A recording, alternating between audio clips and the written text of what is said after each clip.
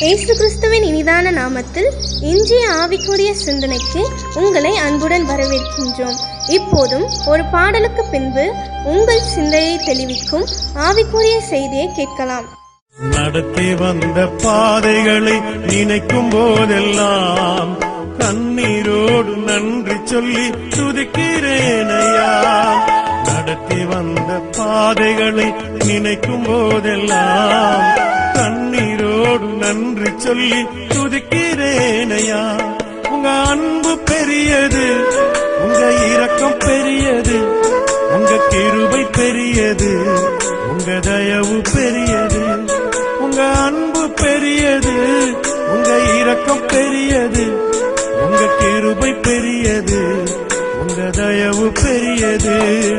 அநாதி ஸ்நேகத்தால் என்னை நேசித்தீரையா, காருண்யத்தினால் என்னை எடுத்துக் கொண்டீரே.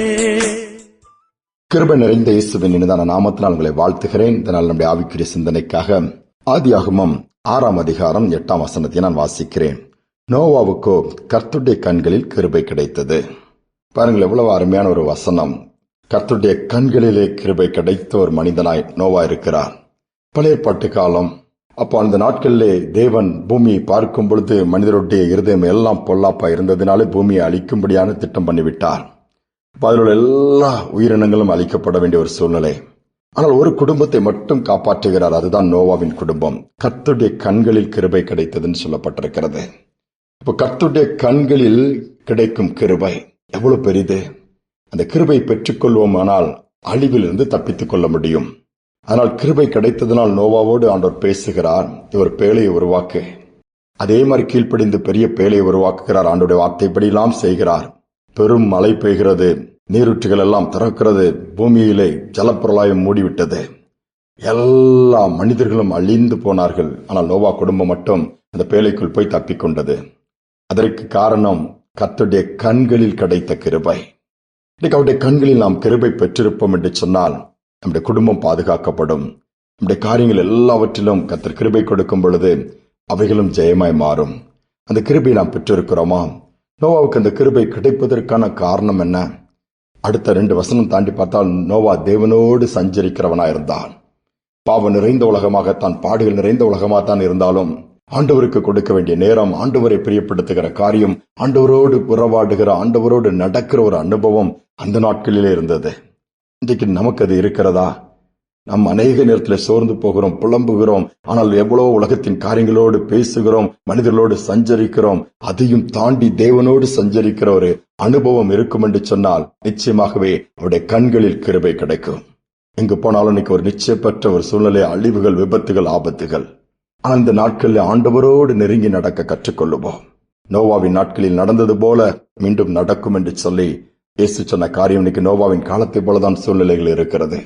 சற்று ஆராய்ந்து பார்ப்போம். ஒரு அருமையான குடும்பம், ஆண்டவருக்கு ஊழியம் செய்கிற குடும்பம், குறிப்பிட்ட பட்டணத்தில் போய் ஊழியம் செய்கிறார்கள். இந்த பட்டணத்தின் ஒரு பகுதியில் அவர்களும் ஒரு வீடு எடுத்து தங்கி இருக்கிறார்கள். ஆனால் அந்த பட்டணத்தில் பெரிய பெரிய ஃபேக்டரி இருக்கிற பகுதி அது. திடீரென்று ஒரு நாள் பார்க்கும்போது அந்த நச்சு வாயு அந்த ஒரு ஃபேக்டரியிலிருந்து வெளியேறுகிறது. குறிப்பிட்ட கிலோமீட்டர் சரௌண்டிங்ல இருந்த எல்லாருமே அது தாக்கிவிட்டது. மயங்கி விழுகிறார்கள், அனைகள் மரித்து விட்டார்கள். ஆனால் அந்த குடும்பத்திற்கு ஒண்ணுமே தெரியவில்லை. ஏனென்றால் அந்த அருமையாக கர்த்தருக்கு ஊழியம் செய்கிற கணவனும் மனைவியும் பாதுகாப்பா இருக்கிறார்கள். அங்கு ரெஸ்கியூ படை, மீட்பு படை போய் எல்லாத்தையும் கிளியர் பண்ணும்போது இந்த குடும்பத்திற்கு எந்த சேதமோ, இவர்களுக்கு இந்த சரீரத்தை டெஸ்ட் பண்ணும்போது எந்த ஒரு தாக்கமோ பாதிப்போ இல்லை. ஆச்சரியப்படுகிறார்கள், இது எப்படி ஆனதுன்னு சொல்லி கேட்கும் பொழுது அவர்களே சொல்லுகிறார்கள், நீங்கள் யார்? நாங்கள் ஆண்டவருக்கு ஊழியம் செய்கிற ஆண்டவருடைய பிள்ளைகள்.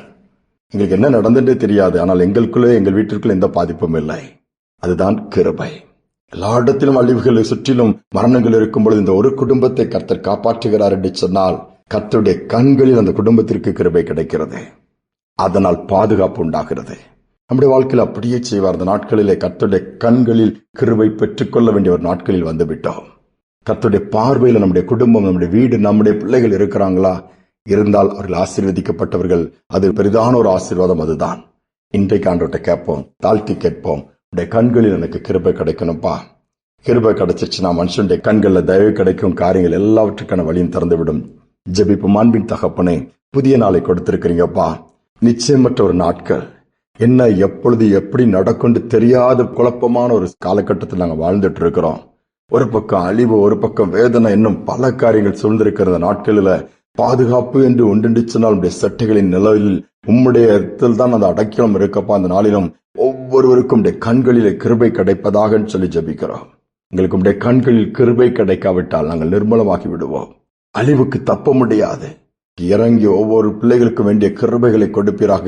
உடைய கண்களில் கிருபை பெற்ற குடும்பமாய் அந்த நோவாவுடைய குடும்பங்களுக்கு உடைய கண்களினால் கிருபை கிடைத்ததினாலே அவர்கள் பெரிய அழிவுக்கு தப்பினார்கள்.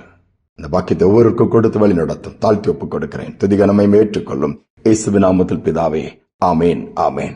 கர்த்தருடைய கண்களில் கிருபை கிடைக்குமானால் காரியங்கள் எல்லாம் ஜெயமாயிருக்கும். அழிவுக்கு தப்ப முடியும். இன்னைக்கு பாதுகாப்பு வேண்டுமானால் கர்த்தருடைய கண்களில் கிருபை கிடைக்க கர்த்தரோடு நடக்க கற்றுக்கொள்வோம். இந்த கிருபையை ஒவ்வொருவருக்கும் கர்த்தர் கொடுப்பாராக. இந்த சிந்தனையோடு இந்த நாளை தொடருவோம். மீண்டுமாய் நாளை தினம் சந்திப்போம். கிருபை புரிந்தேனையாள் நீ பரனே, கிருபை புரிந்தேனையாள் நீதம் கிருபை புரிந்தே